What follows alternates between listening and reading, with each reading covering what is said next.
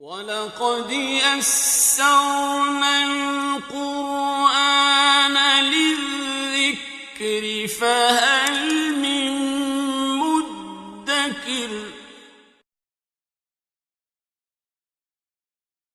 کے لیے سیدنا موسیٰ سیدنا عیسیٰ علیہم السلام، اور جیسے میں نے ذکر کیا کہ ہمیشہ سے قبلہ بیت اللہ ہی رہا ہے۔ نماز کے لیے بھی قبلہ بیت اللہ رہا ہے۔ نماز ہر نبی کی شریعت میں موجود رہی ہے۔ آپ نے سنا ہوگا کہ تمام انبیاء کرام علیہم السلام کا دین ایک ہی دین ہے۔ سیدنا آدم علیہ السلام سے لے کر نبی کریم صلی اللہ علیہ وسلم تک اگر کوئی دین تھا ہے تو وہ دین اسلام ہے۔ ان الدین عند اللہ الاسلام، ہمیشہ سے دین اسلام رہا ہے۔ چاہے اسلام اپنے لغوی معنی میں لے لیں، سر جھکانا، اطاعت کرنا، خواہ دین اسلام اپنے اصطلاحی معنی میں لے لیں، دین تمام انبیاء کرام علیہم السلام کا اسلام رہا ہے۔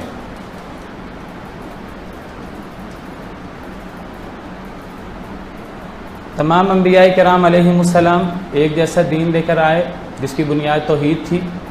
موٹے موٹے احکامات ایک جیسے تھے، نماز ہو، زکوٰۃ ہو، روزہ ہو، حج ہو، سچ بولنا ہو، انصاف کرنا ہو، نکاح وغیرہ کے معاملات ہوں، تو موٹے موٹے احکامات ہمیشہ سے ایک رہے ہیں۔ لیکن فروعی احکام جس کو شریعت کہتے ہیں، شریعت بدلتی رہی ہے، ہر نبی کی شریعت مختلف رہی ہے۔ اللہ تعالیٰ قرآن کریم میں فرماتے ہیں لِكُلٍّ جَعَلْنَا مِنْكُمْ شِرْعَةً وَمِنْهَاجًا، کہ اللہ تعالیٰ نے یہودیوں کا ذکر کیا، عیسائیوں کا ذکر کیا، پھر تورات کا ذکر، انجیل کا ذکر کیا، پھر قرآن کا ذکر کیا۔ پھر اللہ تعالیٰ فرماتے ہیں کہ ہم نے ہر ایک کے لیے، ہر ایک امت کے لیے اپنی اپنی شریعت رکھی ہے، اپنا اپنا منہاج، چلنے کا رستہ رکھا ہے، جس سے پتہ لگتا ہے کہ انبیاء کرام علیہم السلام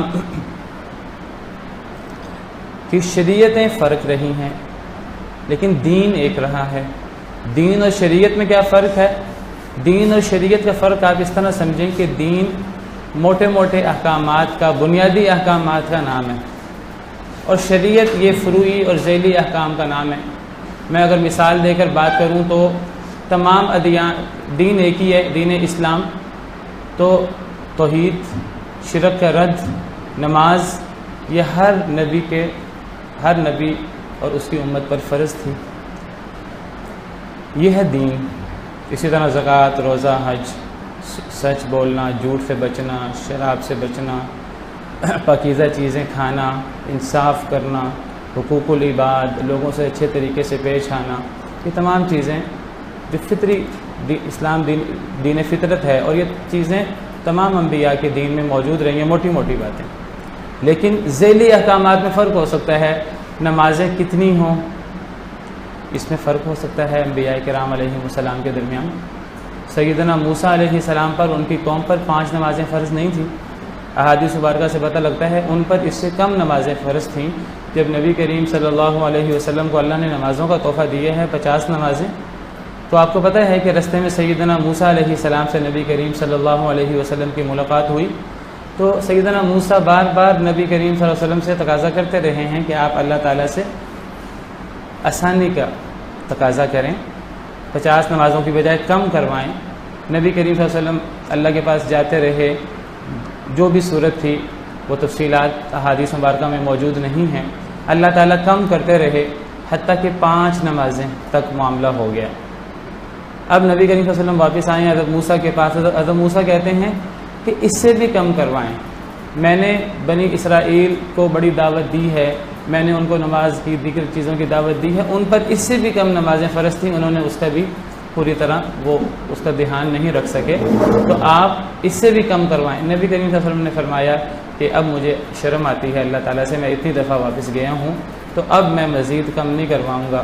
اور پھر اللہ کی طرف سے بھی اعلان آ گیا کہ ما یبدل القول لدی، میرے پاس بات تبدیل نہیں ہوتی۔ میں نے 50 نمازیں کہی تھیں، 5 کر دی ہیں اصل 50 ہی، اجر 50 کا ہوگا، پڑھو گے 5، اجر 50 کا ملے گا۔ تو میں نے مثال دی ہے آپ کو دین اور شریعت کی۔ یہ ہو سکتا ہے کہ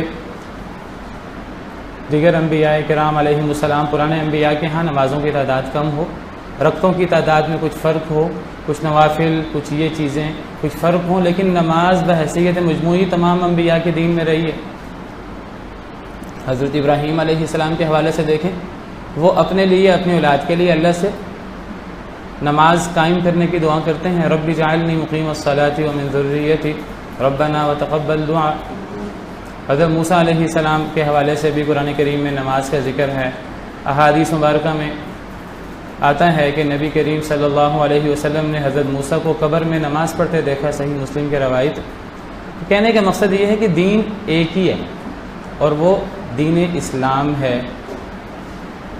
تو قبلہ جو ہے وہ تمام انبیاء کرام علیہم السلام کا اس دین میں ایک ہی تھا۔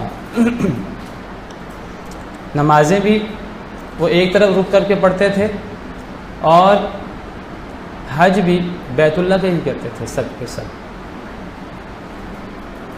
لیکن یہودیوں عیسائیوں نے اپنے دین کے اندر تبدیلیاں کر لی تھیں، اپنی مرضی سے کچھ کمی بیشی کچھ اضافے کر لیے تھے۔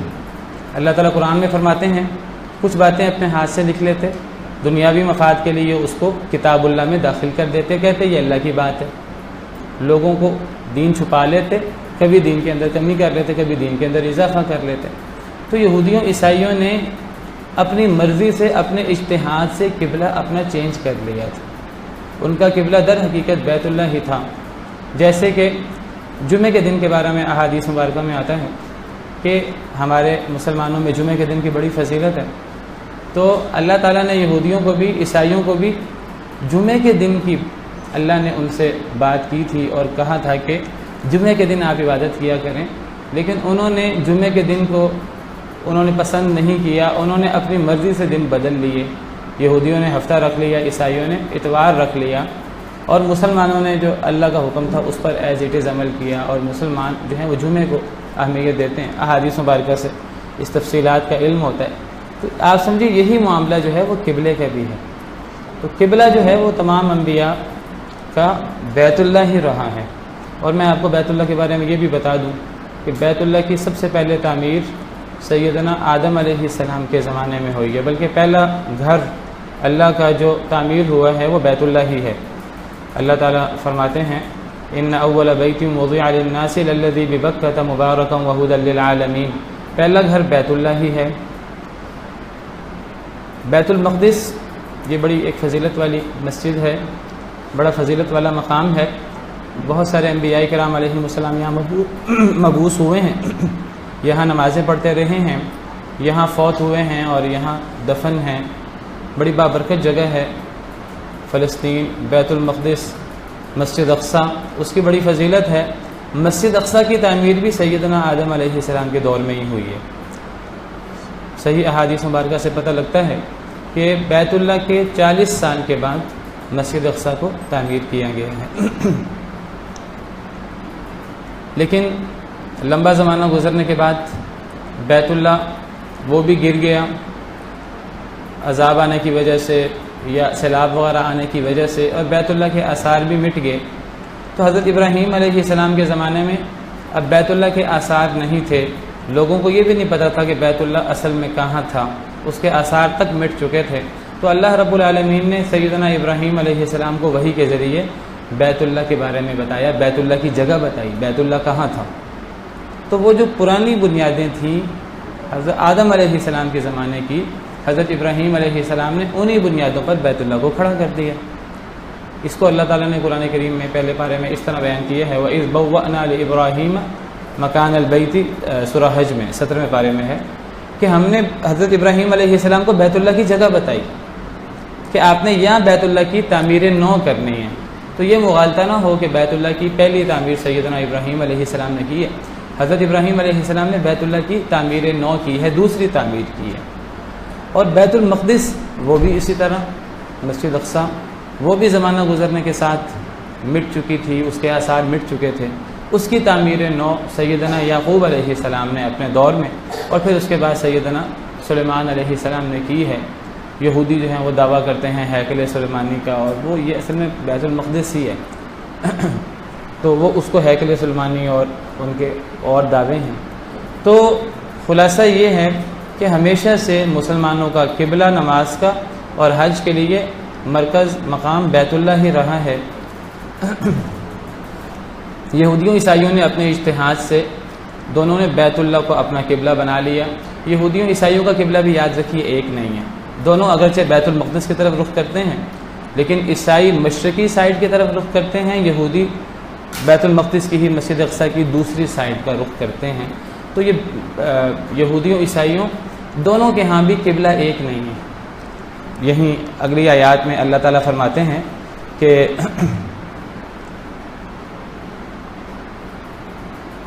اگر آپ اہل کتاب کو ہر نشانی بھی دکھا دیں وہ آپ کے قبلے کی پیروی نہیں کریں گے۔ وما انت بتابع قبلتهم، آپ بھی ان کے قبلے کی پیروی نہیں کریں گے۔ وما بعضهم بتابع قبلة بعض، اور ان میں سے بعض کے قبلے کی پیروی نہیں کرتا۔ کیا مطلب؟ یعنی یہودی عیسائی بھی ایک دوسرے کے قبلے کو نہیں مانتے، دونوں اگرچہ بحیثیت مجموعی بیت المقدس کو رخ کرتے ہیں لیکن دونوں کا ایگزیکٹ قبلہ چینج ہے۔ نہ یہودی عیسائیوں کے قبلے کو مانتے ہیں، نہ عیسائی یہودیوں کے قبلے کو مانتے ہیں۔ تو یہودیوں عیسائیوں نے اپنی مرضی سے اپنے اجتہاد سے یہ مقرر کیا ہوا ہے۔ اب جب مکہ مکرمہ میں نبی کریم صلی اللہ علیہ وسلم بیت اللہ کو ہی منہ کرتے تھے، جب مدینہ منورہ ہجرت کی تو اللہ کے حکم سے قبلہ بیت المقدس کر دیا گیا۔ مدینہ منورہ میں بیت المقدس کو نبی کریم صلی اللہ علیہ وسلم رخ کر کے نماز پڑھتے رہے، صحابہ کرام بھی 16-17 مہینے، صحیح احادیث مبارکہ میں موجود ہے۔ یہودی بڑا خوش ہوئے، یہودی مدینہ منورہ میں موجود تھے کہ دیکھو جی مسلمان جو ہیں وہ ہمارے قبلے کی طرف ہی رخ کر رہے ہیں۔ تو یہودیوں کو بڑی اس بات کی خوشی، بڑا ایک اطمینان۔ یہودیوں کی کتابوں میں لکھا ہوا تھا کہ مسلمان بیت اللہ کی طرف رخ کریں گے، یہ یہودیوں کی کتابوں میں لکھا ہوا ہے تورات وغیرہ میں۔ اور یہودیوں کو پتہ تھا، جو علماء تھے انہیں پتہ تھا کہ مسلمانوں کا قبلہ بیت اللہ ہوگا، لیکن چونکہ مسلمان جو ہیں وہ شروع میں مدینہ منورہ میں بیت المقدس کو رخ کر کے نماز پڑھتے رہے تو یہودی بڑے مطمئن کہ یہ تو ہمارے پیچھے چل رہے ہیں، ان کا قبلہ ہمارے والا ہے۔ لیکن جب اللہ نے قبلہ چینج کر دیا، اور میں ذکر کر چکا ہوں کہ تورات میں بھی، پرانی کتابوں میں بھی اس کا ذکر موجود تھا، جس طرح موجود ہے قیامت کے قریب کے بارے میں ہماری شریعت میں، ہماری کتابوں میں، پرانی کتابوں میں بھی موجود ہے کہ قرب قیامت سیدنا عیسیٰ علیہ السلام آئیں گے، مسیح آئیں گے، مہدی آئیں گے، اور سیدنا عیسیٰ علیہ السلام آئیں گے تو خنزیر کو قتل کریں گے اور جزیہ نافذ کریں گے، اور یہ چیزیں اس طرح کر کے یہ باتیں یہودیوں کے ہاں ان کی کتابوں میں موجود تھیں، مسلمانوں کا قبلہ بیت اللہ ہوگا۔ لیکن جب مسلمانوں کا قبلہ چینج ہو گیا 16-17 مہینے کے بعد، تو یہودیوں نے ایک طوفان کھڑا کر دیا ایک سازش کے تحت کہ جی دیکھو جی یہ کیسا دین ہے، کبھی بیت المقدس کو منہ کرتے ہیں، کبھی بیت اللہ کو رخ کرتے ہیں، حالانکہ انہیں پتہ تھا ان کے اہل علم کو کہ ان کا قبلہ بیت اللہ ہی ہوگا۔ اللہ نے بیت المقدس کو رخ کرنے کا حکم کیوں دیا؟ اللہ نے اس کا ذکر بھی کیا ہے۔ یہی اللہ فرماتے ہیں وَمَا جَعَلْنَا الْقِبْلَةَ الَّتِي كُنْتَ عَلَيْهَا، یہ آپ کے سامنے آیت کریمہ ہے، وَمَا جَعَلْنَا الْقِبْلَةَ الَّتِي كُنْتَ عَلَيْهَا إِلَّا لِنَعْلَمَ مَن يَتَّبِعُ الرَّسُولَ مِمَّن يَنقَلِبُ عَلَى عَقِبَيْهِ، کہ وہ قبلہ جس پر آپ تھے، کب تھے؟ یعنی مدینہ منورہ آنے کے بعد شروع میں جس قبلے پر آپ تھے، ہم نے نہیں بنایا وہ قبلہ جس پر آپ تھے مگر اس لیے تاکہ ہم جان لیں کہ کون رسول کی پیروی کرتا ہے اور کون اپنے قدموں پہ پلٹ جاتا ہے۔ کیا مراد ہے اس سے مراد ہے، اللہ فرماتے ہیں ہم نے بیت المقدس کو صرف اس لیے قبلہ بنایا تھا وقتی طور پر 16-17 مہینے کے لیے، صرف اس لیے بنایا تھا کہ ہم دیکھیں کہ جب لوگ مسلمان ہوتے ہیں تو اب لوگ رسول کی بات مانتے ہیں کہ رسول کی بات نہیں مانتے۔ کیا آزمائش تھی جب لوگ مسلمان ہوتے، قریش مسلمان ہوتے یا انصار مسلمان ہوتے، تو کیا آزمائش تھی ان کے لیے؟ اللہ نے کیا آزمائش رکھی تھی بیت المقدس میں؟ آزمائش یہ تھی کہ قریش ہوں مکہ مکرمہ والے یا مدینہ منورہ والے انصار ہوں، یہ سب کے سب بنی اسماعیل تھے، اپنی نسبت دین ابراہیمی حضرت ابراہیم علیہ السلام کی طرف کرتے تھے۔ اللہ نے سیدنا ابراہیم علیہ السلام کو وہ مقام دیا ہے کہ کیا قریش، کیا انصار، کیا یہودی، کیا عیسائی، سب حضرت ابراہیم علیہ السلام کی طرف نسبت کرنے میں فخر محسوس کرتے ہیں۔ قریش دعویٰ کرتے تھے ہم دین ابراہیمی پر ہیں، انصار بھی یہ دعویٰ کرتے تھے۔ اب جیسے ہی کوئی شخص اسلام لاتا، نبی کریم صلی اللہ علیہ وسلم پر ایمان لاتا، تو اس کو حضرت ابراہیم علیہ السلام کا جو نشان ہے، جس کو حضرت ابراہیم علیہ السلام نے دوسری دفعہ تعمیر کیا تھا، فوراً اس کو چھوڑنا پڑتا، قبلہ بیت المقدس، اس کو بیت المقدس کی طرف رخ کرنا پڑتا۔ اور اس میں ان کی آزمائش ہوتی کہ کیا انہوں نے دل سے کلمہ پڑھا ہے کہ نہیں پڑھا۔ کلمہ پڑھنے کا مطلب یہ نہیں لا الہ الا اللہ محمد الرسول اللہ پڑھ لیا زبان سے، اب بات ماننی ہے کہ نہیں ماننی، عمل کرنا ہے کہ نہیں کرنا۔ کلمہ پڑھنے کا مطلب ہے کہ پاؤں سے لے کے سر تک بالکل بدل جانا۔ جیسے ہی وہ مسلمان ہوتے، اب نبی کریم صلی اللہ علیہ وسلم کا حکم ہوتا کہ بیت المقدس کو منہ کرنا ہے نماز پڑھنے کے لیے۔ اب جن کا ایمان پختہ ہوتا، جو دل سے ایمان لائے ہوتے، وہ بیت المقدس کی طرف رخ کرنے میں کوئی حرج محسوس نہ کرتے۔ اللہ کا حکم ہے، اللہ بیت اللہ کو رخ کرنے کا حکم دے ہم کریں گے، بیت المقدس کو رخ کرنے کا حکم دے ہم کریں گے۔ تو اللہ فرماتے ہیں یہ جو بیت المقدس کا قبلہ ہے یہ ہم نے بنایا تھا، ہم نے مقرر کیا تھا، اللہ نے اس کی نسبت اپنی طرف کی ہے۔ جس قبلے پر اے نبی آپ تھے یعنی بیت المقدس، وہ ہم نے بنایا تھا، ہم نے مقرر کیا تھا، اور اس کی وجہ یہ تھی کہ ہم آزمائش کریں کون نبی کریم صلی اللہ علیہ وسلم کی بات مان کر بیت المقدس کو رخ کرتا ہے اور کون قدموں پر پلٹ جاتا ہے، نہیں میں تو اپنے باپ کے قبلے کو نہیں چھوڑ سکتا، میں تو بیت اللہ کو نہیں چھوڑ سکتا، میں تو بیت المقدس کو نہیں منہ کروں گا۔ یہ آزمائش تھی۔ یہاں ایک بہت گہرا پوائنٹ بھی ہے کہ یہ بیت المقدس کو رخ کرنے کا حکم صحابہ کرام کو نبی کریم صلی اللہ علیہ وسلم نے دیا تھا۔ اس بیت المقدس کو رخ کرنے کا حکم قرآن میں کہیں بھی نہیں ہے۔ ہاں، بیت اللہ کو جب اللہ نے بیت المقدس قبلہ چینج کر دیا، اس قبلہ کی تبدیلی کا حکم قرآن میں موجود ہے، وہ انہی آیات میں ہے۔ قد نرا تقلب، یہ آپ کے سامنے آیات ہیں، قد نرا تقلب وجهك في السماء، ہم دیکھتے ہیں کہ آپ اپنا چہرہ بار بار آسمان کی طرف کرتے ہیں۔ کیوں کرتے تھے نبی کریم صلی اللہ علیہ وسلم؟ تاکہ دیکھیے قریش حضرت ابراہیم کی طرف نسبت کرتے تھے، انصار بھی کرتے تھے، یہودی بھی کرتے تھے، عیسائی بھی کرتے تھے، اور نبی کریم صلی اللہ علیہ وسلم بھی حضرت ابراہیم علیہ السلام کی اولاد تھے۔ آپ اللہ رب العالمین کے احکامات کے پابند تھے، جو اللہ کا حکم تھا آپ خود بھی بیت المقدس کو منہ کرتے، صحابہ کرام کو بھی حکم دیتے، لیکن آپ کا بھی دل کرتا کہ قبلہ بیت اللہ ہو جائے، لیکن آپ اپنی مرضی سے یہ کام نہیں کر سکتے تھے۔ دین نبی کی مرضی کا نام نہیں ہوتا، دین اللہ کے حکم کا نام ہوتا ہے۔ آپ اللہ سے دعا کرتے تھے، آپ آسمان کی طرف بار بار اپنا رخ انور بلند کرتے کہ اے اللہ قبلہ بیت اللہ کی طرف کر دیں۔ ممکن ہے اللہ تعالیٰ نے آپ کو پیشین گوئی کر دی ہو، بتا دیا ہو ان قریب قبلہ بدل جائے گا، اب آپ بار بار آسمان کی طرف رخ کرتے کہ اے اللہ کب بدلے گا؟ آپ کی خواہش تھی جلدی بدل جائے، آخرکار اللہ نے آپ کی دعا قبول کر لی۔ اللہ نے فرمایا فَلَنُوَلِّيَنَّكَ قِبْلَةً تَرْضَاهَا، ہم ان قریب بدل دیں گے آپ کو، آپ کا رخ کر دیں گے اس قبلے کی طرف جس پہ آپ راضی ہو جائیں۔ فرمایا فَوَلِّ وَجْهَكَ شَطْرَ الْمَسْجِدِ الْحَرَامِ، اللہ نے حکم دے دیا کہ اے نبی صلی اللہ علیہ وسلم اب رخ کر لیں اپنے چہرے کا مسجد حرام کی طرف۔ اب اللہ نے بیت اللہ کو رخ کرنے کا حکم دے دیا مدینہ منورہ میں 16-17 ماہ کے بعد 2 ہجری میں۔ تو بیت اللہ کی طرف رخ کرنے کا حکم تو قرآن میں ہے، یہ نبی کریم صلی اللہ علیہ وسلم کو حکم بھی ہوا اور آگے مسلمانوں کو بھی ہوا، وَحَيْثُ مَا كُنتُمْ فَوَلُّوا وُجُوهَكُمْ شَطْرَهُ۔ اور پھر آگے فرمایا، میں نے جو ابھی آگے سامنے ذکر کیا کہ یہ بات یہودیوں کی کتابوں میں بھی لکھی ہوئی تھی۔ اب اگلا جملہ دیکھیں، وَإِنَّ الَّذِينَ أُوتُوا الْكِتَابَ لَيَعْلَمُونَ أَنَّهُ الْحَقُّ مِنْ رَبِّهِمْ، اہل کتاب اس بات کو جانتے ہیں کہ یہ حق ہے اللہ کی طرف سے۔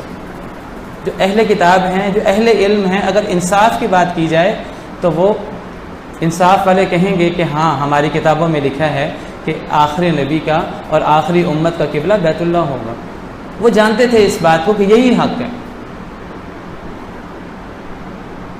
وَمَا اللَّهُ بِغَافِلٍ عَمَّا يَعْمَلُونَ، لیکن اب انہوں نے مخالفت شروع کر دی۔ اللہ فرماتے ہیں اللہ ان کے عمل سے بے خبر نہیں ہے، غافل نہیں ہے۔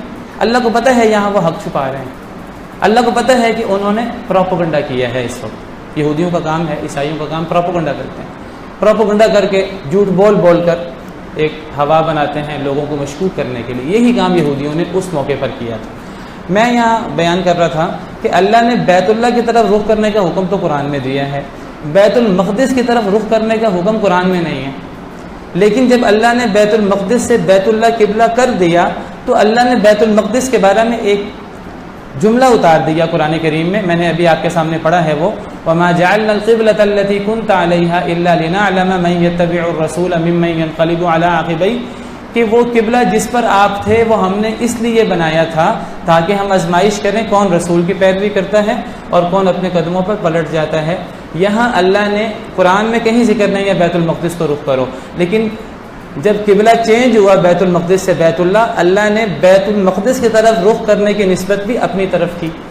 اللہ فرماتے ہیں وہ ہم نے قبلہ چینج کیا تھا، ہم نے قبلہ چینج کیا تھا آزمائش کے لیے بیت المقدس، اللہ نے اس کی نسبت بھی اپنی طرف کی۔ اس میں ایک بڑا گہرا پوائنٹ ہے کہ نبی کریم صلی اللہ علیہ وسلم نے وحی خفی کے ذریعے، نبی کریم صلی اللہ علیہ وسلم ذاتی طور پہ صحابہ کرام کو کوئی حکم نہیں دیتے تھے۔ وحی کی دو قسمیں، ایک وحی جلی، ایک قرآن ہوتا ہے وحی، ایک وحی خفی ہوتی ہے سنت۔ تو نبی کریم صلی اللہ علیہ وسلم نے صحابہ کرام کو وحی خفی کی بنا پر، سنت میں جو آپ پر وحی ہوئی تھی اس کی بنا پر صحابہ کرام کو بیت المقدس کا حکم دیا تھا۔ قرآن میں اس کا ذکر نہیں ہے، لیکن جب بیت اللہ کی طرف رخ کرنے کا حکم ہوا تو قرآن نے اس حکم کی نسبت بھی اللہ نے اپنی طرف کی، گویا کہ بتایا کہ نبی کا ہر حکم اللہ کا حکم ہوتا ہے، وہ نبی کی ذاتی بات نہیں ہوتی۔ میرا خیال ہے پوائنٹ واضح ہو گیا یہ۔ تو یہ قبلہ کی تبدیلی، یہودیوں کو پتہ تھا کہ یہ قبلہ ان کا بیت اللہ ہے، بیت المقدس نہیں ہے، لیکن اب یہودیوں نے طوفان کھڑا کر دیا۔ کیا انہوں نے کہا؟ دوسرے پارے کی ابتدا ہوتی ہے سَيَقُولُ السُّفَهَاءُ مِنَ النَّاسِ مَا وَلَّاهُمْ عَنْ قِبْلَتِهِمُ الَّتِي كَانُوا عَلَيْهَا، ان قریب بے وقوف لوگ کہیں گے کہ ان کو ان کے قبلہ سے کس نے پھیر دیا جس پر یہ تھے۔ یہ بے وقوف لوگ کون ہیں؟ یہ یہودی ہیں۔ اللہ فرماتے ہیں کہ اب قبلہ چینج ہو رہا ہے، اور اللہ فرماتے ہیں کہ قبلہ جیسے ہی چینج ہوگا یہ افواہوں کا، دھوکے کا طوفان بازار جو ہے یہ گرم کر دیں گے اور یہ تماشا مچا دیں گے۔ قبلہ کیوں چینج ہو گیا؟ ان کو ان کے قبلے سے کس نے تبدیل کر دیا؟ یہ کیسا دین ہے؟ کبھی یہاں رخ کرو کبھی یہاں رخ کرو، دین میں تبدیلی تو ہوتی نہیں ہے۔ اللہ نے فرمایا قُلْ لِلَّهِ الْمَشْرِقُ وَالْمَغْرِبُ، یہ رخ کا کیا بات ہوتی ہے، جہت کی کیا بات ہوتی ہے؟ مشرق ہو، مغرب ہو، شمال ہو، جنوب ہو، ساری اللہ کی جگہ ہیں، اللہ کی مرضی ہے۔ اصل بات یہ نہیں ہے ہم نے مشرق کو منہ کرنا، مغرب کو منہ کرنا ہے، شمال کو منہ کرنا ہے، جنوب کو منہ کرنا ہے۔ اصل بات یہ ہے کہ ہم نے اللہ کی بات ماننی ہے۔ یہ کیا بات ہوئی کہ نہیں جی اب قبلہ تو بس بیت المقدس ہے، اب وہ زمین ادھر سے ادھر ہو جائے، قبلہ چینج نہیں ہو سکتا۔ بھائی کیوں نہیں ہو سکتا؟ شریعت سازی کا حق کس کے پاس ہے؟ حکم دینے کا حق کس کے پاس ہے؟ اللہ رب العالمین کے پاس۔ کیا اللہ اپنے ہی پابند ہو جائیں گے؟ کیا اللہ ایک حکم دینے کے بعد اس حکم میں کوئی تبدیلی نہیں کر سکتے؟ کیا اللہ ایک آیت اتارنے کے بعد، ایک حکم اتارنے کے بعد وقتی طور پر پھر دوسرا حکم نازل نہیں کر سکتے؟ ڈاکٹر جو ہے وہ ایک نسخہ دیتا ہے، جب بیماری سخت ہوتی ہے تو جب بیماری کم ہو جاتی نسخہ چینج کر دیتا ہے، یا ڈاکٹر ایک الگ مریض کے لیے ایک ہی بیماری پر اس کے حالات فرق ہوتے ہیں، اس کو الگ نسخہ دیتا ہے، دوسرے مریض کو الگ نسخہ دیتا ہے۔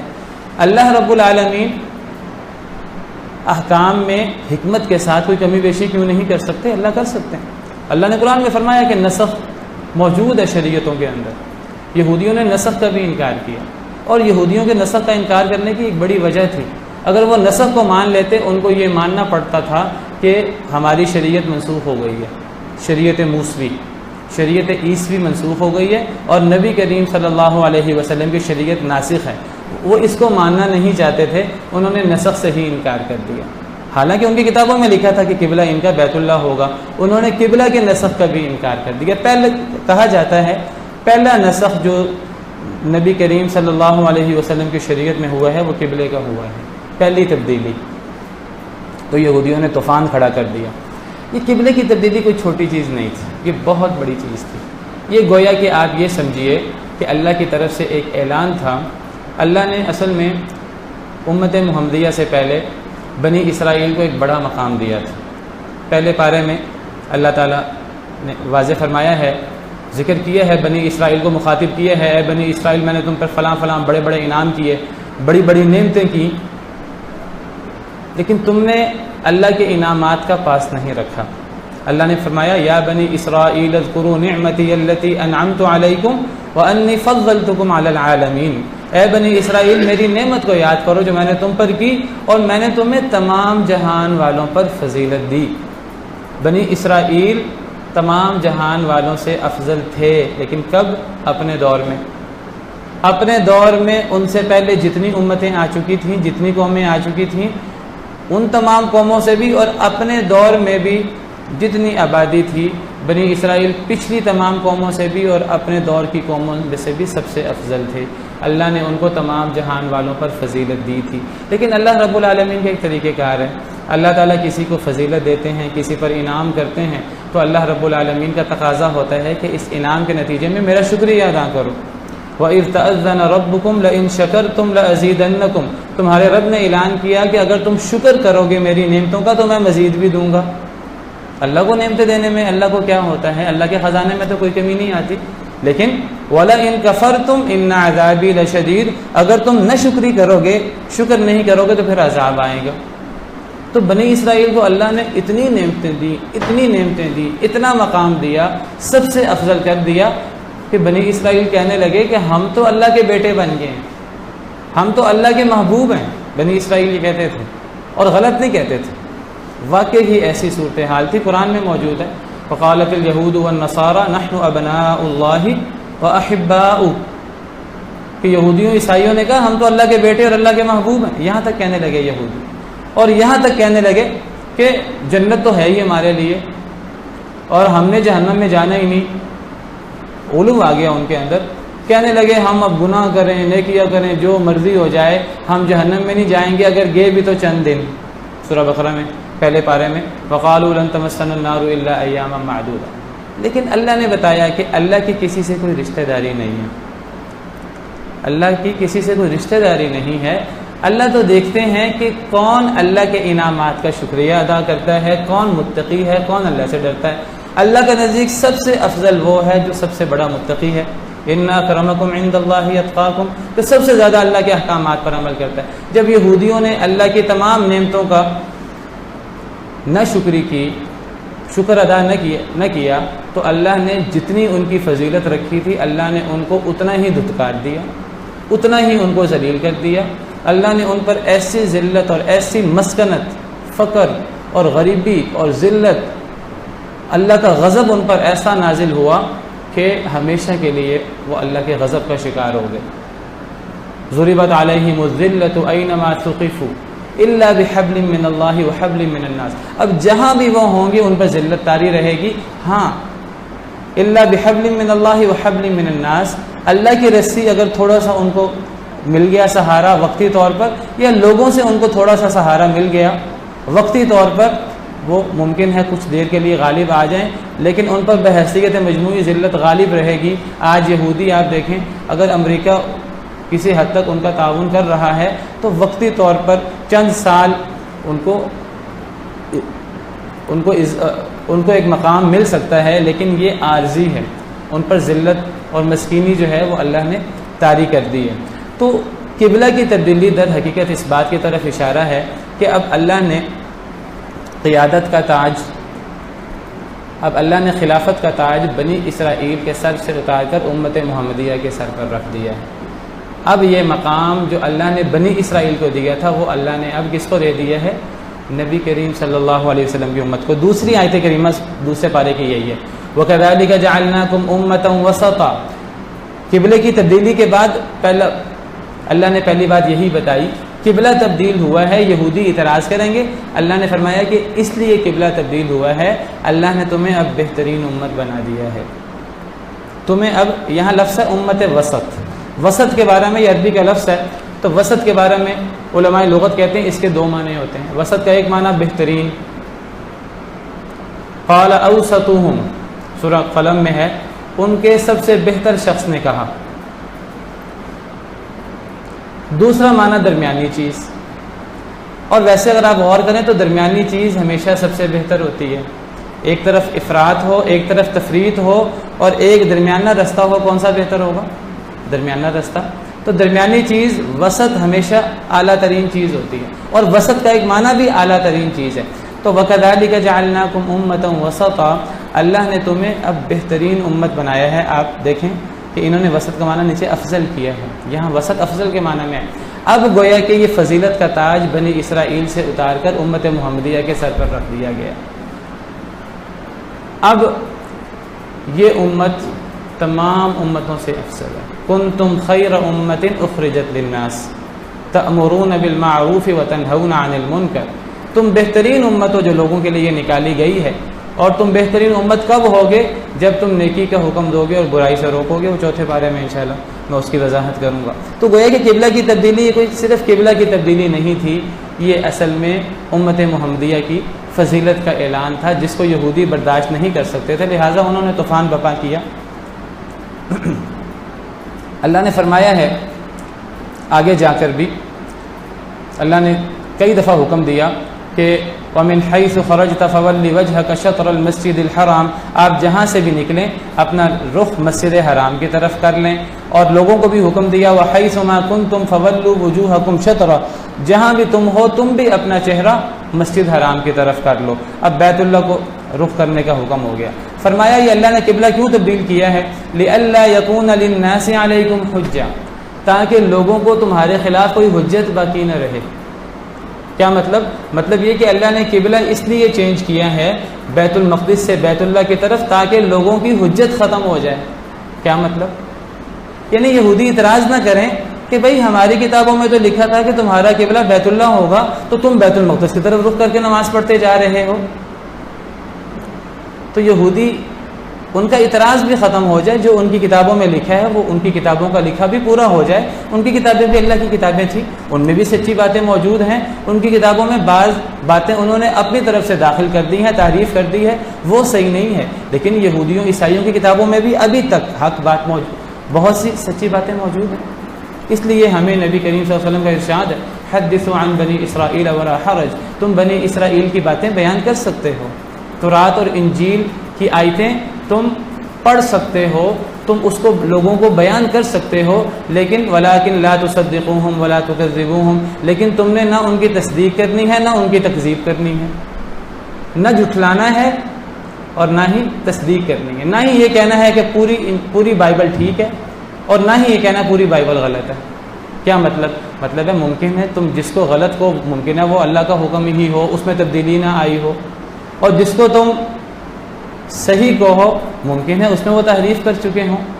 تو تم بائبل سے تورات انجیل سے بیان کر سکتے ہو، لیکن کسی آیت پہ کی بھی تصدیق نہیں کر سکتے، کسی آیت کے بارے میں 100% نہیں کہہ سکتے یہ اللہ کا حکم ہے۔ ہاں اس آیت کے بارے میں کہہ سکتے ہیں کہ یہ اللہ کا حکم ہے جس کی تائید ہمارے قرآن سے ہوتی ہے۔ جس طرح قرآن میں لکھا ہے کہ تورات میں لکھا ہوا تھا کہ جان کے بدلے جان، آنکھ کے بدلے آنکھ، چھٹے بارے میں موجود ہے، تو قرآن کہتا ہے یہ بات تورات میں موجود ہے۔ جب ہم یہ بات تورات میں پڑھیں ہم تصدیق کریں گے کہ یہ اصل اللہ کا حکم موجود ہے، لیکن ہم تورات کی انجیل کی ہر بات کی تصدیق نہیں کر سکتے۔ جی وہ اس لیے منع فرمایا تھا کہ وہ شروع اسلام کا دور تھا، تو قریش جو ہیں یہ یہودیوں سے بڑے مرعوب تھے، اور یہ سمجھتے تھے کہ ہم امی ہیں، ہم ان پڑھ ہیں اور یہودی پڑھے لکھے لوگ، اور کوئی مسئلہ آتا تو قریش جو ہیں وہ یہودیوں سے ان کی طرف جاتے تھے اور ان سے مسئلہ پوچھتے تھے۔ اب جب مسلمان ہوئے، قریش مسلمان ہوئے، ابھی ان کے دلوں میں ابھی شروع کا دور تھا، ابھی تورات انجیل کی وہی اہمیت موجود تھی، یہ اللہ کی کتابیں ہیں اور اس کو علم والے پڑھتے ہیں۔ تو نبی کریم صلی اللہ علیہ وسلم کی خدمت میں حضرت عمر موجود تھے اور تورات کو پڑھ رہے تھے۔ ابھی وہ تورات انجیل کے بارے میں سورہ بقرہ کی یہ آیات کے ان میں تحریف ہو چکی ہے، اور اب قرآن مہیمن ہے، اور اب یہ شریعتیں منسوخ ہو گئی ہیں، ابھی یہ اس قسم کی آیتیں نہیں اتری تھیں۔ تورات انجیل کا مقام تو ہے، اصل تو اللہ کی کتابیں ہیں، تو یہ چیز موجود تھی۔ تو یہ بتایا کہ تورات انجیل کو اب اس پر عمل نہیں ہو سکتا۔ تورات انجیل کو ہم نے اللہ کی کتاب تو ماننا ہے۔ اگر ہم میں سے کوئی مسلمان تورات و انجیل کو اللہ کی کتاب نہ مانے، حضرت موسیٰ حضرت عیسیٰ کو اللہ کا رسول نہ مانے، کافر ہو جائے گا، یاد رکھیے۔ اللہ نے پہلے پارے میں شروع میں متقی لوگوں کی صفات بیان کی ہیں، تو اللہ نے ان کی صفات میں یہ صفت بھی بیان کی ہے وَالَّذِينَ يُؤْمِنُونَ بِمَا أُنزِلَ إِلَيْكَ وَمَا أُنزِلَ مِن قَبْلِكَ، کہ مومن وہ ہیں جو آپ پر اترنے والی وحی پر بھی ایمان لاتے ہیں، پچھلی وحیوں پر بھی ایمان لاتے ہیں۔ تو ہم پچھلی وحی پر بھی تورات و انجیل پر بھی بحیثیت مجموعی اجمالی ایمان رکھتے ہیں، تفصیلی ایمان نہیں لاتے، ایک ایک آیت کو ہم نہیں مانتے، کیونکہ ہمیں حکم ہے ہمارے نبی کا اس کی تصدیق نہ کرو نہ تکذیب کرو۔ اب ہم تورات و انجیل کی ایک ایک آیت پہ عمل نہیں کر سکتے، تو نبی کریم صلی اللہ علیہ وسلم نے اس لیے سیدنا عمر کو روک دیا تھا، آپ ناراض ہوئے تھے، اور آپ نے کیا فرمایا تھا، ذرا وہ الفاظ پہ غور کیجئے۔ آپ نے فرمایا کہ اے عمر تم تورات پڑھے، حضرت عمر تورات پڑھے تھے۔ نبی کریم صلی اللہ علیہ وسلم کی عادت مبارکہ یہ تھی، آپ بہت زیادہ غصے سے اور بہت سختی سے ڈانٹتے نہیں تھے، آپ اخلاق عالیہ کا نمونہ تھے، آپ کے چہرے کے اثرات بدل رہے تھے۔ سیدنا ابوبکر صدیق نے، دیگر صحابہ نے دیکھا کہ آپ کا چہرہ مبارک سرخ ہو رہا ہے، تو حضرت ابوبکر نے کہا اے عمر تم تورات پڑھ رہے ہو، تم نبی صلی اللہ علیہ وسلم کو نہیں دیکھتے کہ آپ کا چہرہ مبارک جو ہے اس کے اثرات بدل رہے ہیں؟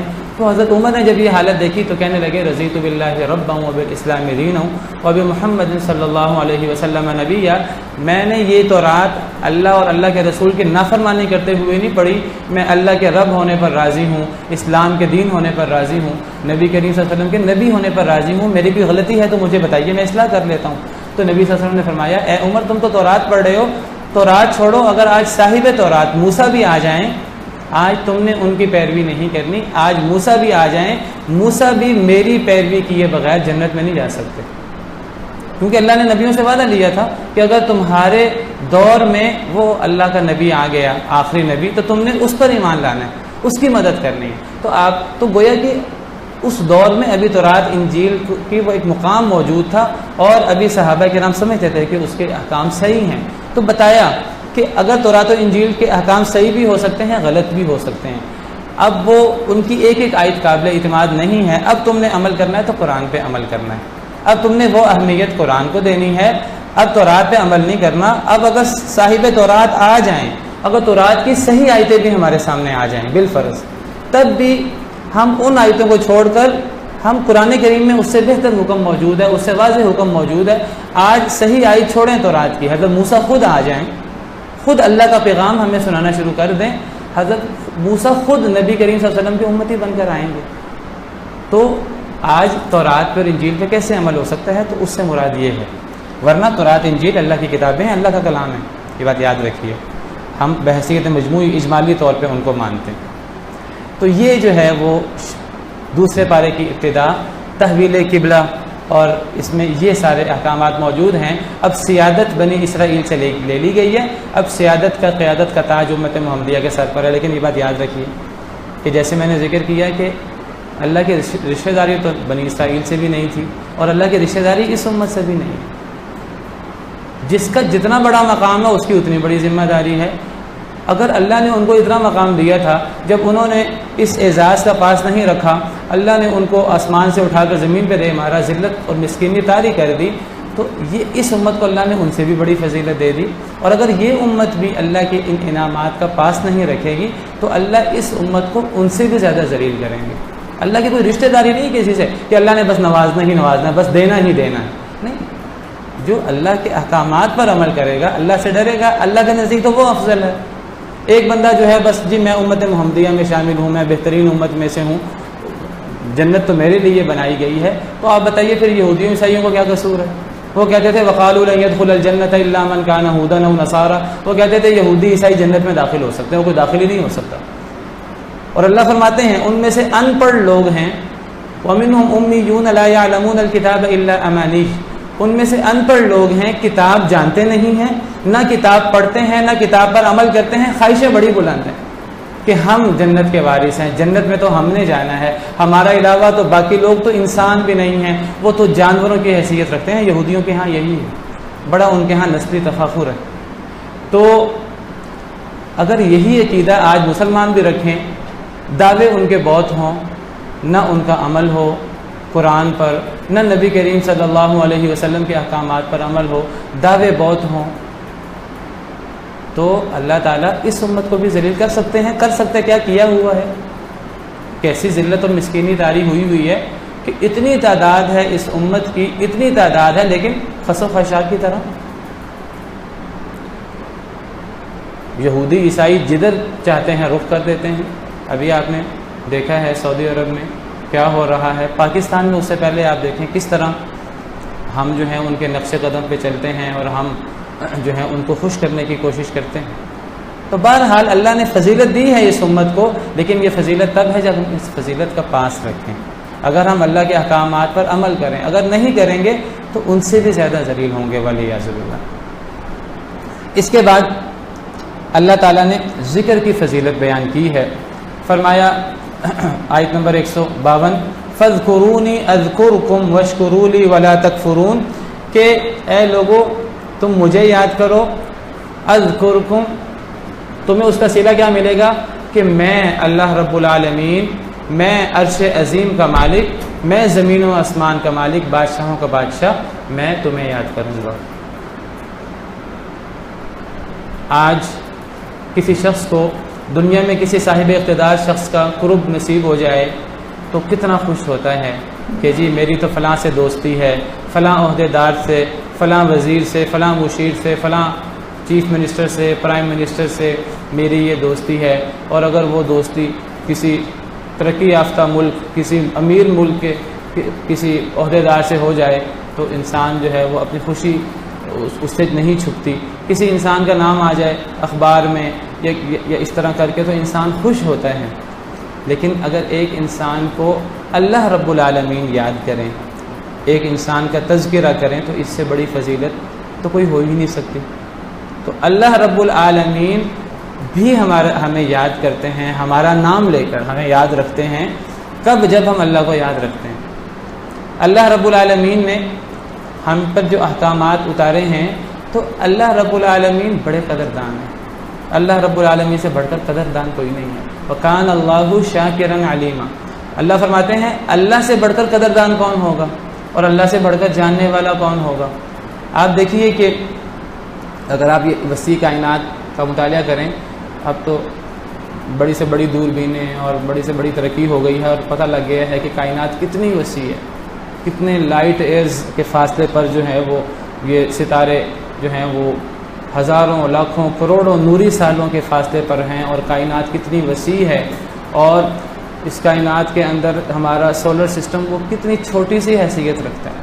اور اس سولر سسٹم کے اندر سب سے پہلے تو آپ دیکھیں کہ ان گلیکسیز کے اندر ہماری گلیکسی کی کیا اہمیت ہے، پھر اس ہماری گلیکسی کے اندر سولر سسٹم کی کیا اہمیت ہے، پھر سولر سسٹم کے اندر جو ہے وہ زمین کی کیا اہمیت ہے، کتنی چھوٹی سی حیثیت ہے، اور پھر زمین کے اندر انسان کی کیا اہمیت ہے. اگر زمین کا حجم دیکھیں اور انسان کا حجم دیکھیں تو انسان کتنا چھوٹا ہے اللہ رب العالمین کے مقابلے میں. لیکن جب انسان اللہ رب العالمین کے احکامات پر عمل کرتا ہے تو اللہ رب العالمین یہ پوری کائنات انسان کے لیے مسخر کر دیتے ہیں. اللہ رب العالمین کس طرح انسان کی قدردانی کرتے ہیں. اللہ رب العالمین نے نبی کریم صلی اللہ علیہ وسلم کو دونوں جہانوں کا سردار، ہم کہتے ہیں آقا دو جہاں، سرور کونین، دو جہانوں کا سردار بنا دیا ہے، دنیا کا بھی، اس پوری کائنات کا بھی اور آخرت کا بھی. تو یہ اللہ کی قدردانی ہے. جو جب کوئی اللہ کے احکامات پر عمل کرتا ہے تو پھر اللہ تعالیٰ جو ہیں وہ اس کی قدردانی کرتے ہیں. اللہ تعالیٰ کو کوئی ضرورت نہیں ہے کہ اللہ ہمیں سزا دیں. ہم بعض دفعہ سوچتے ہوں گے کہ اللہ نے جہنم کیوں بنائی ہے، اللہ نے سزائیں کیوں رکھی ہیں. اللہ نے قرآن کریم میں فرمایا ما یفعل اللہ بعذابکم ان شکرتم وآمنتم. اگر تم شکر کرو، اگر تم اللہ کی انعامات کا شکریہ ادا کرو، اللہ پر ایمان لاؤ، اللہ تمہیں سزا دے کر کیا کریں گے. اللہ کو کوئی تمہیں سزا دے کر کوئی خوشی تو نہیں ہوتی. جو بندہ اللہ کی اطاعت کرتا ہے، اللہ کی بات مانتا ہے، اللہ کے ہاں اس کا بڑا مقام ہے. جو بندہ اللہ کو یاد کرتا ہے، عبادت میں سب سے عظیم عبادت اللہ کا ذکر.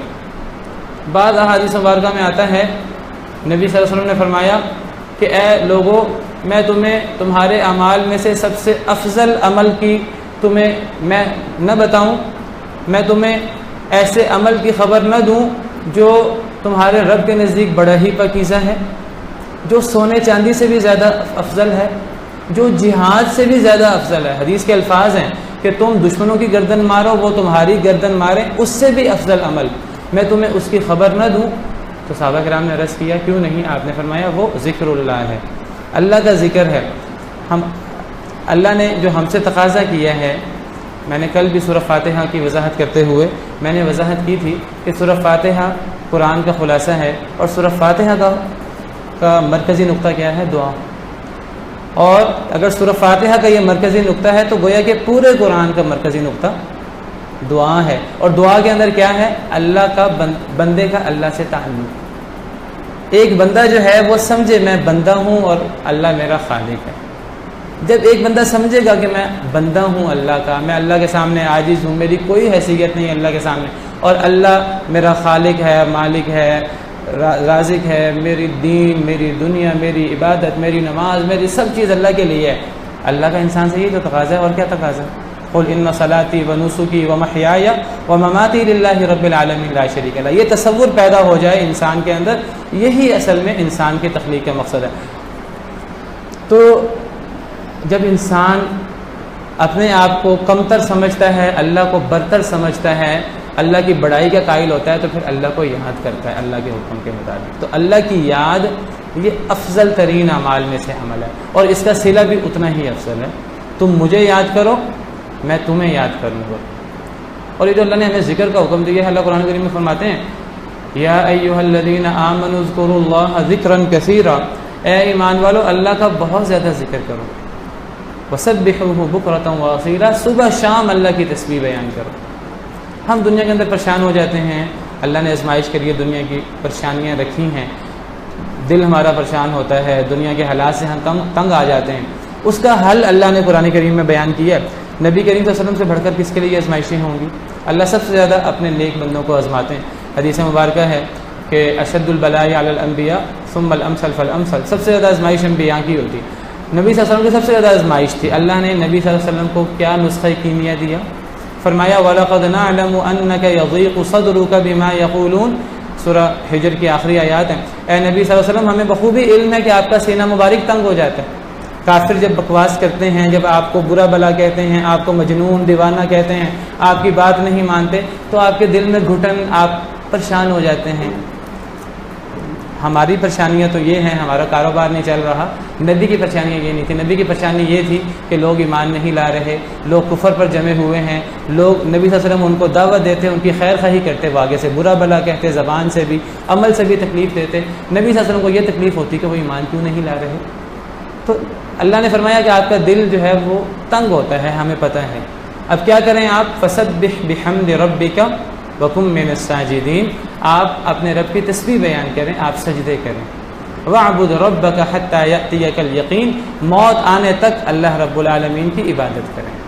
تو انسان کو جتنی مشکلات آتی ہیں، انسان ذکر کرتا ہے تو مشکلات دور ہو جاتی ہیں۔ اللہ تعالیٰ قرآن میں فرماتے ہیں الا بذکر اللہ تطمئن القلوب، دلوں کو اگر اطمینان نصیب ہو سکتا ہے تو اس کی ایک واحد صورت ہے، مال و دولت کے انبار سے دلوں کو سکون نصیب نہیں ہو سکتا۔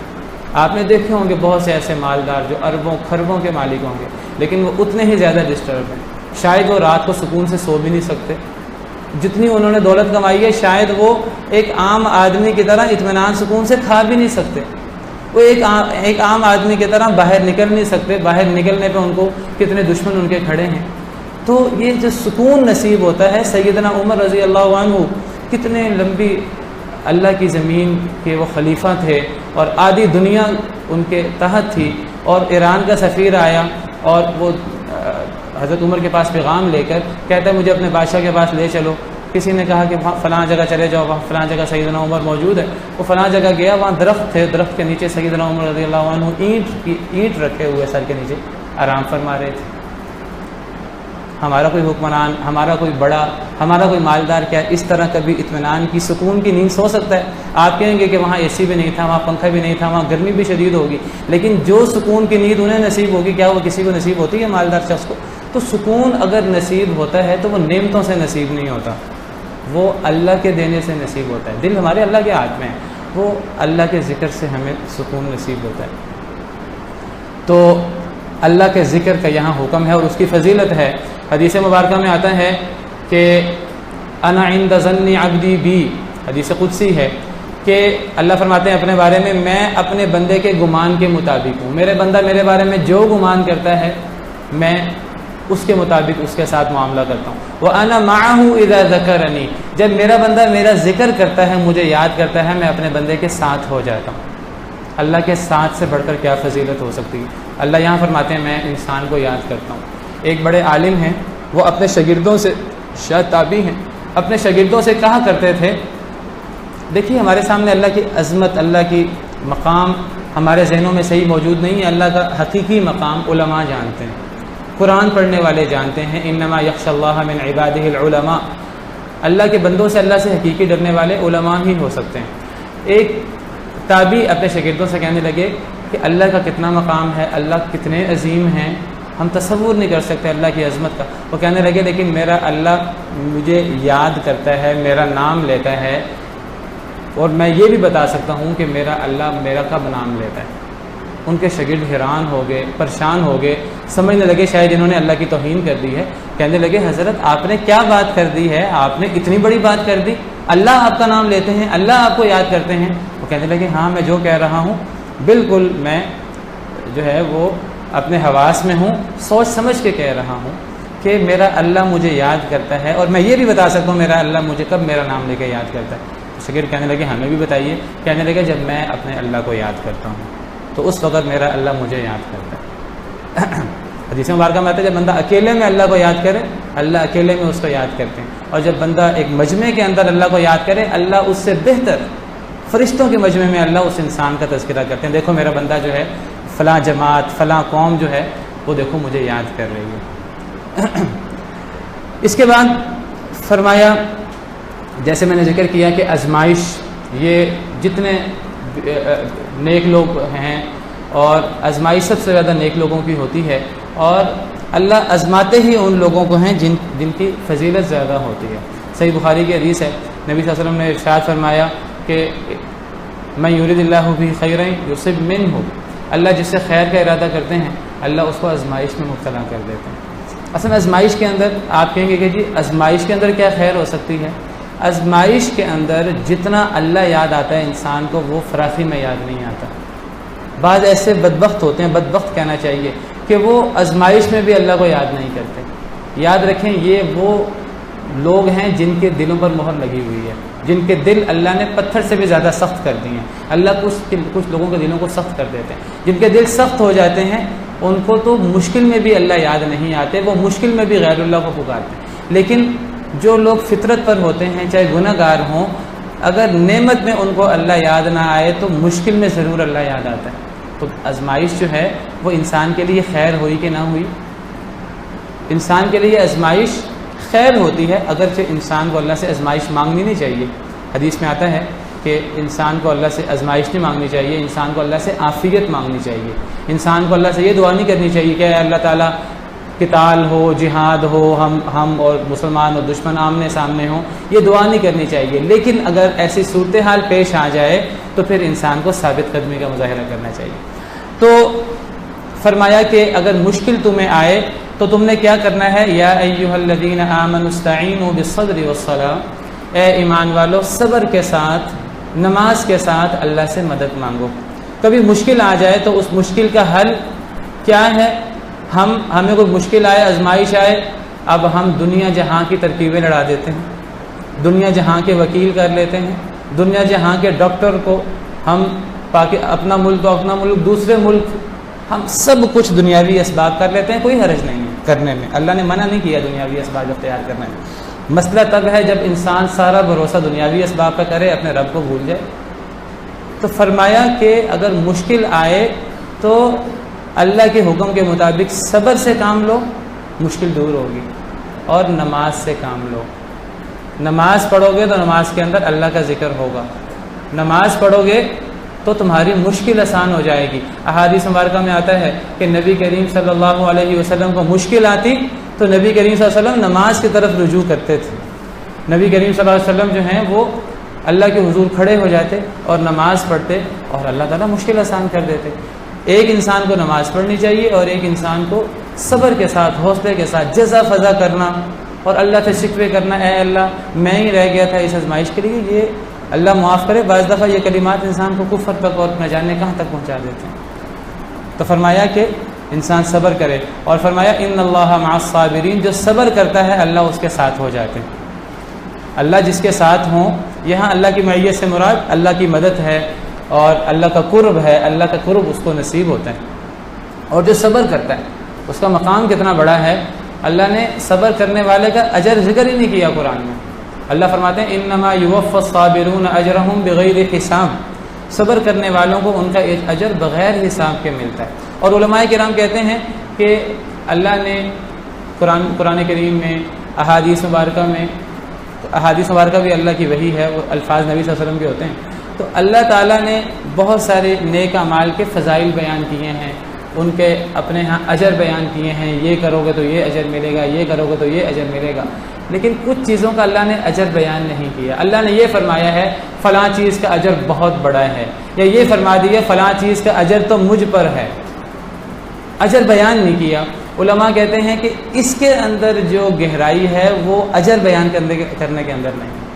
اگر ایک چیز کا اجر بیان کر دیا جائے کہ جو بندہ یہ عمل کرے گا اس کو جنت کے اندر، اس کو فلاں جنت کے اندر مقام ملے گا، اس کو حوض کوثر پہ پانی ملے گا، یہ ملے گا، یہ ملے گا، اجر بیان کر دیا جائے وہ کمتر ہوتا ہے، اور اگر اجر کو مخفی رکھ دیا جائے تو وہ اجر پھر بے انتہا ہوتا ہے، اس کا کوئی شمار کردار نہیں ہوتا۔ تو صبر کرنے والوں کے بارے میں اللہ نے اجر بیان ہی نہیں کیا، فرمایا بغیر حساب کے اجر دوں گا۔ اور روزہ جو ہم نے رکھا ہوا ہے، ہمیں مشکل بھی لگ رہا ہوگا، یہ روزہ بھی صبر کا نام ہے، صبر کی تلقین کرتا ہے، اور فرمایا الصوم لی وانا اجزی بہ، روزہ میرے لیے ہے، اس کا بھی اجر بیان نہیں کیا، فرمایا اس کا اجر میں ہی دوں گا۔ کیا اجر ہے؟ بعد احادیث میں وانا اجزا بہ، اس کا اجر میں ہی ہوں، میرا دیدار ہے، اور اللہ کے دیدار سے بڑھ کر کوئی نعمت نہیں ہے، اللہ تعالی ہم سب کو اپنا دیدار کروائے۔ تو اس کا اجر بیان نہیں کیا، تو صبر اتنا بڑا عمل ہے۔ اور فرمایا کہ جو لوگ جنگوں کے اندر، جہاد کے اندر اللہ کی راہ میں مارے جائیں، ان کا مقام یہ ہے کہ ان کو مردہ نہیں کہنا چاہیے، ان کو مردہ نہیں کہنا چاہیے، بلکہ وہ زندہ ہوتے ہیں لیکن تمہیں شعور نہیں ہوتا۔ یہ آیت بڑی اہم ہے، بہت بڑا عقیدے کے بہت سے معاملات اس سے وابستہ ہیں۔ جو لوگ اللہ کے راستے میں قتل کر دیے جائیں انہیں مردہ نہ کہو۔ پہلا سوال یہ ہے کہ کیا وہ جب شہید ہو جاتے ہیں اللہ کے راستے میں تو کیا ان کی جان نکلتی ہے کہ نہیں نکلتی؟ جان نکل جاتی ہے۔ اللہ خود فرما رہے ہیں کہ وہ اللہ کے راستے میں جو قتل ہو جائیں، جو شہید ہو جائیں، شہید کا مطلب یہ وہ جس کی جان نکل جائے، جو فوت ہو جائے، اس کو تم نے مردہ نہیں کہنا، تم نے اس کو زندہ کہنا ہے۔ یہ اس کا ایک فضیلت ہے، ایک مقام ہے۔ اس کا مطلب یہ نہیں کہ وہ فوت ہی نہیں ہوا۔ کچھ لوگ سمجھتے ہیں جیسے وہ فوت ہی نہیں ہوئے، یہ صحیح عقیدہ نہیں ہے۔ فوت ہو جاتے ہیں، فوت ہوتے ہیں تو تب ہی ان کو شہید کہا جاتا ہے، تب ہی انہیں غسل وغیرہ نہیں دیا جاتا، لیکن جنازہ پڑھ کے انہیں دفنا دیا جاتا ہے۔ وہ زندہ ہوں تو ان کو دفنایا کیوں جائے؟ اللہ فرماتے ہیں انہیں مردہ نہ کہو، یہ نہیں کہا کہ مردہ ہوتے ہی نہیں ہیں، فرمایا انہیں مردہ نہ کہو، انہیں تم کہو کہ وہ زندہ ہیں اللہ کے ہاں، بل احیاء ولکن لا تشعرون، لیکن تمہیں شعور نہیں ہے۔ وہ فوت ہو جاتے ہیں، شہید ہو جاتے ہیں، ہم نے انہیں مردہ نہیں کہنا، ہم نے انہیں کہنا کہ وہ زندہ ہیں۔ لیکن یہ زندگی کیسی ہے؟ یہ دنیاوی زندگی ہے؟ نہیں، یہ زندگی دنیا کی زندگی نہیں ہے، یہ ہمارے شعور سے ماوراء زندگی ہے۔ اگر ہمارے شعور والی زندگی ہو، جس طرح ہم زندہ ہیں وہ بھی زندہ ہوں، تو وہ تو ہمارے شعور میں ہے۔ ایک بندہ زندہ ہے، ہم سمجھ رہے ہیں وہ زندہ ہے، اگر ہمیں شعور نہیں ہے تو پتہ لگا وہ دنیاوی زندگی نہیں ہے۔ جب دنیاوی زندگی نہیں ہے پھر کون سی زندگی کہیں اے اللہ؟ وہ برزخی زندگی ہے۔ وہ کیا ہے؟ برزخی زندگی ہے۔ اور یاد رکھیے جب کوئی بندہ فوت ہوتا ہے تو اس کا برزخی معاملہ شروع ہو جاتا ہے۔ اللہ تعالیٰ قرآن کریم میں فرماتے ہیں کہ حتى اذا جاء احدهم الموت قال رب ارجعون لعلی اعمل صالحا فيما تركت كلا انها كلمة هو قائلها ومن ورائهم برزخ الى يوم يبعثون۔ جب بھی کسی بندے کو موت آتی ہے تو وہ کہتا ہے اے اللہ مجھے مہلت دے دے، میں نیک کام کروں۔ اللہ فرماتے ہیں کوئی مہلت نہیں ملیں گی۔ پھر اللہ فرماتے ہیں اب برزخ شروع ہو گئی ہے، اب اٹھنے تک، قیامت کے دن تک اب برزخی زندگی ہے۔ اس کو برزخی زندگی کہتے ہیں۔ اور یہ بات یاد رکھیے، یہ برزخی زندگی یہ شہیدوں کو بھی نصیب ہوتی ہے، شہیدوں کے علاوہ مسلمانوں کو بھی، بلکہ کافروں کو بھی نصیب ہوتی ہے۔ اور یہ کافروں کو بھی، مسلمانوں کو بھی، شہیدوں کو بھی، اور شہیدوں سے بڑھ کر انبیاء کرام علیہ السلام کو بھی نصیب ہوتی ہے۔ لیکن یہ زندگی ہمارے عقل و شعور سے ماوراء زندگی ہے، ہم اس کا تصور نہیں کر سکتے۔ میں یہ بھی نہیں کہتا کہ سب کی زندگی ایک جیسی ہے، سب کی برزخی زندگی میں بھی تفاوت ہے درجات کا۔ اس برزخی زندگی میں انعامات بھی ملتے ہیں، نعمتیں بھی ملتی ہیں، اور اس برزخی زندگی میں سزائیں عذاب بھی ملتے ہیں ولیعاذ باللہ۔ آپ نے پڑھا ہوگا کہ عذاب قبر کے بارے میں کہ جو لوگ مسلمان نہیں ہوتے ان کی جو ہے وہ پسلیاں جب قبر میں جاتے ہیں، قبر مل جاتی ہے، پسلیاں ان کی ایسی ہو جاتی ہیں، پھر ان کو مسلسل عذاب ہوتا رہتا ہے۔ جو لوگ مسلمان ہوتے ہیں سوالات کا جواب دے دیتے ہیں، ان کی قبر جو ہے وہ تا حد نگاہ ان کی قبر جو ہے وہ پھیل جاتی ہے۔ تو برزخی زندگی کے درجات میں فرق ہو سکتا ہے۔ کافروں کی برزخی زندگی عذاب میں گزرتی ہے، نیک لوگوں کی برزخی زندگی حدیث میں آتا ہے جب وہ قبر میں ہوتے ہیں تو جب وہ سوالوں کے جواب دیتے ہیں تو ان کے لیے جنت سے بستر بچھا دیا جاتا ہے، جنت کی کھڑکیاں کھول دی جاتی ہیں اور انہیں کہا جاتا ہے اب دلہن کی طرح سو جاؤ۔ اب وہ سو جاتے ہیں اور ان کی آنکھ قیامت کے دن کھولتی ہے، وہ نعمتوں کے اندر سوئے رہتے ہیں۔ اور جو شہید ہیں ان کی برزخی زندگی کے بارے میں فرمایا دوسری آیت میں بل احیاء عند ربهم یرزقون، وہ زندہ ہیں بلکہ اپنے رب کے ہاں رزق پاتے ہیں، ان کی روحیں سبز پرندوں کے اندر وہ جنت کی سیریں کرتی پھرتی ہیں۔ اور انبیاء کرام علیہم السلام بھی اپنی قبروں میں زندہ ہیں۔ الانبیاء احیاء فی قبورہم یصلون، حدیث میں آتا ہے اپنی قبروں میں زندہ ہیں، نمازیں بھی پڑھتے ہیں۔ ان کی زندگی، شہیدوں کی زندگی، یہ درجات کا تفاوت ہو سکتا ہے لیکن وہ زندگی دنیا کی زندگی کی طرح نہیں ہے، اور نہ ہی دنیا کے اندر انسان کے پاس انسان بول سکتا ہے، سن سکتا ہے، کسی کی اپنے اختیارات کے حد تک مدد کر سکتا ہے۔ اب یہ نہیں ہوتا کہ قبر میں جانے کے بعد اب کسی انسان کے اختیارات بڑھ جائیں دنیاوی اعتبار سے، دنیاوی اعتبار سے تو اس کے اختیارات اور محدود ہو جاتے ہیں۔ زندہ ہونے کی صورت میں انسان چل پھر سکتا ہے، انسان اپنی مدد کسی حد تک خود کر سکتا ہے، خود نہا سکتا ہے، خود چل کر جا سکتا ہے۔ جیسے کوئی فوت ہوتا ہے چاہے شہید کیوں نہ ہو، نہ خود چل کے جا سکتا ہے قبر کی طرف، اس کو چارپائی پہ اٹھا کے لے کے جایا جاتا ہے، اس کو جو ہے وہ اس کا نماز جنازہ پڑھا جاتا ہے، اس کو دفنایا جاتا ہے۔ تو قبر میں جانے کے بعد پھر اس کے پاس کوئی ایسے اختیارات نہیں آ جاتے کہ جن کی بنا پر وہ لوگوں کی دعائیں سن سکے اور لوگوں کی دعائیں قبول کر سکے، جس طرح بعض لوگوں کا عقیدہ ہوتا ہے کہ نیک لوگوں کی قبروں پہ جا کر ہم دعائیں کریں گے تو ہمیں فائدہ حاصل ہوگا، یا ہم یہیں بیٹھے بیٹھے دعا کریں گے، بزرگ وہیں بیٹھے بیٹھے ہماری دعا بھی سن لیں گے اور ہماری دعا قبول بھی کر لیں گے۔ تو ان میں سے کچھ بھی نہیں ہوتا، وہ زندگی ہے لیکن برزخی زندگی ہے، اس کا دنیاوی زندگی سے تعلق نہیں ہے۔ بل احیاء ولکن لا تشعرون، اگر یہ ہمیں سمجھ آ جائے تو یہ جو لوگوں کے سارے قبروں کے ساتھ تعلق ہیں اور قبروں کی مجاوری اور یہ سارا جو خرافات، بدعات، شرکیات پھیلی ہوئی ہیں، اس کی بنیاد یہیں سے شروع ہوتی ہے۔ وہ سمجھتے ہیں دنیا کی طرح زندہ ہیں بلکہ ان کے اختیارات دنیا سے بھی زیادہ بڑھ گئے ہیں، حالانکہ اللہ تعالیٰ فرماتے ہیں قبر والے سنتے نہیں ہیں۔ ان اللہ یسمع من یشاء وما انت بمسمع من فی القبور، اے نبی صلی اللہ علیہ وسلم اللہ جس کو چاہیں سنا دیں، آپ قبر والے کو نہیں سنا سکتے۔ قبر والے کو نبی بھی اپنی مرضی سے نہیں سنا سکتے، کوئی معجزہ ہو جائے اللہ نبی کی بات سنا دیں، جس طرح جنگ بدر کی بات سنا دی تھی، وہ ایک الگ بات ہے، لیکن نبی بھی اپنی مرضی سے کسی قبر والے کو کوئی چیز جو ہے وہ نہیں سنا سکتے۔ اللہ رب العالمین نے یہاں فرمایا ہے کہ تمہاری آزمائش ضرور ہوگی، خوف سے، بھوک سے، مالوں کی کمی سے، جانوں کی کمی سے، پھلوں کی کمی سے، کوئی عزیز فوت ہو جائے، کوئی رزق کم ہو جائے، آزمائش ہونی ہے تو ضرور ہونی ہے۔ ہمارا کام کیا ہے؟ ہمارا کام ہے صبر کرنا۔ دنیا اللہ نے آزمائش کے لیے رکھی ہے، یاد رکھیے۔ بعض لوگ سمجھتے ہیں دنیا اللہ نے نعمتوں کے لیے بنائی ہے، اللہ نے دنیا نعمتوں کے لیے نہیں بنائی، اللہ نے دنیا آزمائش کے لیے بنائی ہے۔ تو فرمایا کہ فبشر الصابرین، صبر کرنے والوں کو بشارت دیں۔ صبر کرنے والے کون ہیں؟ کہ جب کوئی مصیبت آتی ہے تو کہتے ہیں انا للہ و انا الیہ راجعون، وہ واویلا نہیں کرتے، وہ صبر کرتے ہیں، کہتے ہیں ہم بھی اللہ کے لیے ہیں، ہمارا عزیز فوت ہو گیا ہے تو ہم نے بھی اللہ کی طرف جانا ہے، اللہ نے دیا تھا، اللہ نے واپس لے لیا، ہم اللہ کی تقدیر پر راضی ہیں۔ اللہ فرماتے ہیں ان لوگوں کا کیا مقام ہے؟ اولئک علیہم صلوات من ربہم ورحمہ، ان لوگوں پر اللہ کی طرف سے برکتیں بھی ہیں اور رحمتیں بھی ہیں۔ وَأُولَئِكَ هُمُ الْمُهْتَدُونَ، اور یہی لوگ ہدایت یافتہ ہیں۔ اللہ سے دعا ہے کہ اللہ تعالی ہمیں قرآن کریم پڑھنے کی، سمجھنے کی اور اس کے مطابق عمل کرنے کی، اور پھر اس کو جتنا ہمیں معلوم ہو آگے پہنچانے کی توفیق عطا فرمائے۔ وآخر دعوانا الحمد للہ رب العالمین۔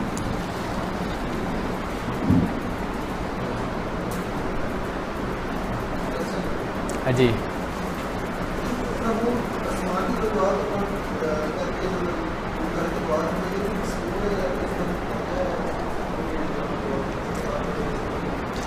دیکھیے اصل تو طریقہ کار ہے دعا کرنے کا کہ انسان جو ہے وہ اگر انسان چاہتا ہے میں اللہ سے زیادہ عاجزی سے دعا کروں تو انسان جو ہے وہ سجدے میں دعا کرے، انسان ہاتھ اٹھا کر دعا کرے، انسان نمازوں کے بعد دعا کرے، یا انسان اذان اور نماز کے درمیان دعا کرے، یا انسان آخری تہائی حصے میں دعا کرے۔ اصل تو مصنون طریقے یہ ہیں۔ باقی دعا کرتے وقت کبھی انسان جو ہے وہ عاجزی اور گریہ زاری کے اندر انسان اپنا چہرہ اٹھا لے، اللہ رب العالمین تو بلند ہیں، عرش کی طرف ہیں، انسان اس طرح طور پر آسمان کی طرف دیکھے، اس میں کوئی حرج نہیں ہے۔ ہم نے پڑھا قد نرا تقلب وجهک فی السماء، پتہ لگا نبی صلی اللہ علیہ وسلم بھی ایسے کرتے تھے، تو اس میں کوئی حرج نہیں ہے۔